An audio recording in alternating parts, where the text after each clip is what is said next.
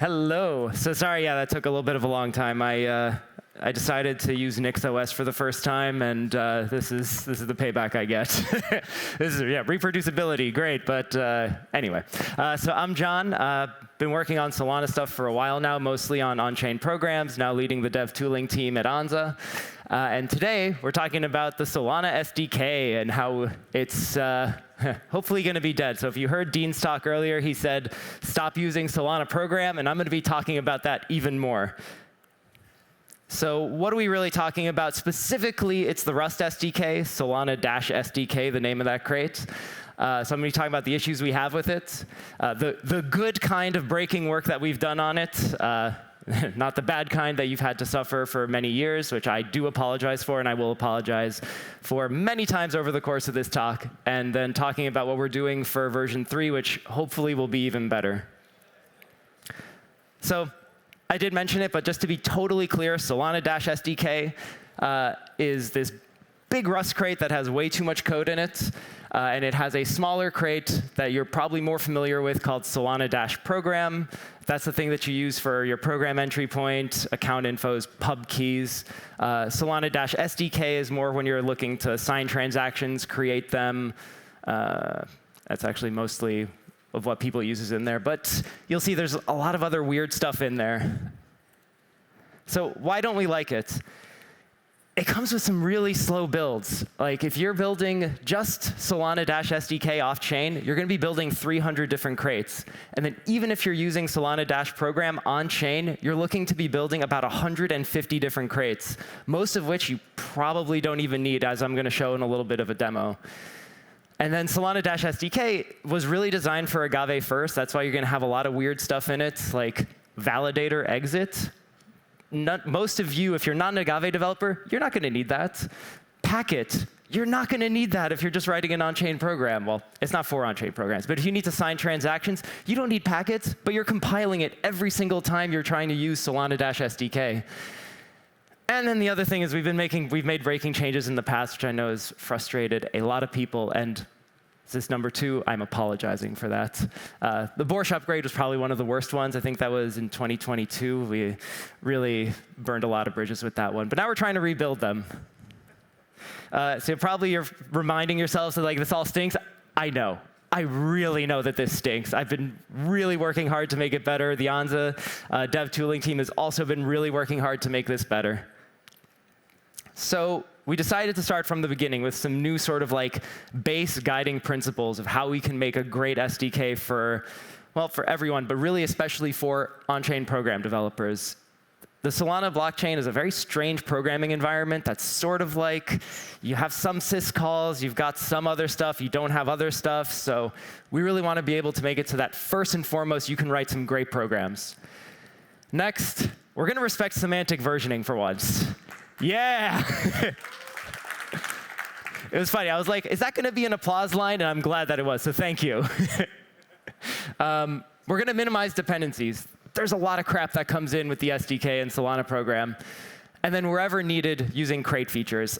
I know Rust crate features aren't like the best way because it's sort of like, oh, you need to know the code in order to use the code, which isn't a great experience. But in some situations, it is the best option.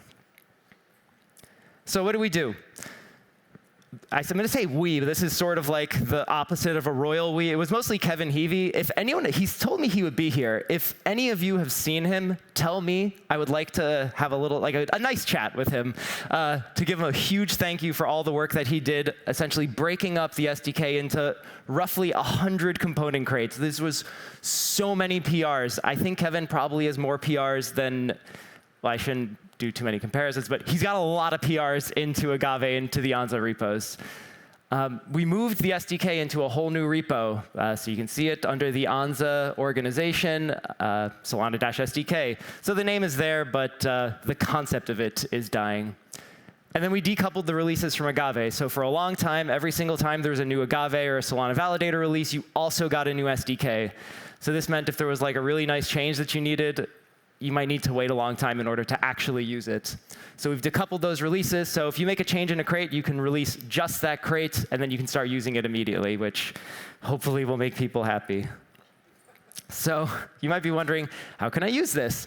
The first is update your SDK dependencies to 2.2.1 at least. That's the good one. Then you're going to want to start using all of these component crates for the most part. That means every single time you see Solana _program, just replace it. Just like get rid of program : and like 90% of the time you'll be OK. And then, of course, you'll need to use that crate. And then after that, you can remove Solana program or Solana SDK. And that's the real like satisfying thing to do. And we're gonna do that together with a quick demo. You might have thought to yourself, 2.2.1 is pretty random, and it is. We had done a 2.2.0 release. It was very late at night, and there was one thing that I'd forgotten to do, which is relaxing some of the dependencies from within the repo. So we did this other release, but it wasn't a breaking change. There was no new feature added, so we did a patch release. That was the right thing to do. And so that's why it's the version that you should be using. And big thanks to Will Hickey for, I think we stayed up, well, I stayed up very late that night trying to get it all done. So thank you very much for your help through that. So now I'm going to give you a really, really quick demo about how this looks. So I've got just a normal bloated program. Unfortunately, its dependencies are really small. You got just Solana program. That's it. And then what does it do? It's just going to say, I'm a program. The thing that you want to watch out for are these lines here. So you see we import everything from Solana program, and we also use that entry point macro. And we're going to build this program. Do a clean. So as you see, we're building 147 crates. Look at some of this stuff as it scrolls through. What's a good one? KSAC, why do we need that? Or get random, we're on chain. We shouldn't need that at all. Blake 3, SHA-2, SHA-3. We're not using any of this inside of our program, and yet here I am having to talk as this thing builds. And then we got a bunch of Solana things that, well, those are our crates, but we bundle those in there as well. And OK, so in my testing, and I did this presentation a lot, it came out to like 18 seconds. I guess there's other stuff going on. So 24 seconds to build this program. That really does very little. So now I'm going to show you the unbloated version, which, again, pretty simple. This time, we're going to be bringing in those other crates. So we had used account info. We had used the message macro. We used the entry point, and we used pub key. That's pretty much it. So got rid of Solana program using all of these component crates. And so again, it looks pretty simple. All of these are going to be the changes once again. So the actual program is exactly the same. So we're going to use account info, program result, message, pub key, and the entry point. Those are the only changes that we made. And now we build this program. 21 crates to build, and it finishes in less than 3 seconds. Yeah. I really can't take that much credit, because like, it was Kevin Heavey who was like, he'd done all this work, and he's like, have you started to use all the component crates? And then finally I did it. I was like, this is beautiful. I can't believe how fast we can build these things. And even then, there's some stuff here that we probably don't need. Like Solana instruction, I think we're going to refactor that one out. So we're going to really reduce a lot of your dependencies. Like SHA-256 hasher, again, we didn't use any of that here, so we can probably end up getting rid of that. Although he'll keep me honest, I think he knows our dependency graph better than I do. But that's sort of the nice things that we can do. You might be thinking this looks annoying to use, and it's like right now, yeah, it kind of is. But we didn't want to avoid bundle. We didn't want to bundle everything together like we did with the SDK and Solana programs. So if you have any other ideas, we're open. Get in touch. Things that are coming for V3, we're going to start making some breaking changes so that we can reuse a ton of base types for any sort of framework, Pinocchio, Anchor, like whatever you want it to be. We want these to be like the core types upon which other frameworks are built. So that if you're writing a program in Pinocchio, interacting with a program in Anchor, it should all just work. They should all just be pub key, right? It's just 32 frickin' bytes, but like let's just make them look the same everywhere. And then we'll be mindful whenever we break things. And then in general for the SDK, we want to get more stuff out of the Agave repo, like RPC client, things like that. Some of the CLIs, like we don't really need that. Another thing we want to do is a new serialization library. This is something that's kind of new. We want to do zero copy, simpler enums, variable length types. Like none of them really do all those things well, so we're thinking about writing our own finally. and then maybe letting Solana SDK and Solana program die. I'm not 100% sure on this one just yet. I'm open to opinions, so get in touch.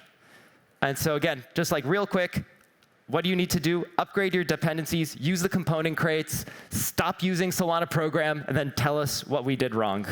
And that's it from me. The new repo's there. Kevin also published this migration info guide, which I'll be honest, I only skimmed. And to be honest, I think he only skimmed also. He said he did it with an LLM. So some of it might be wrong. Again, let us know. And that is it. Thank you very much. Use these.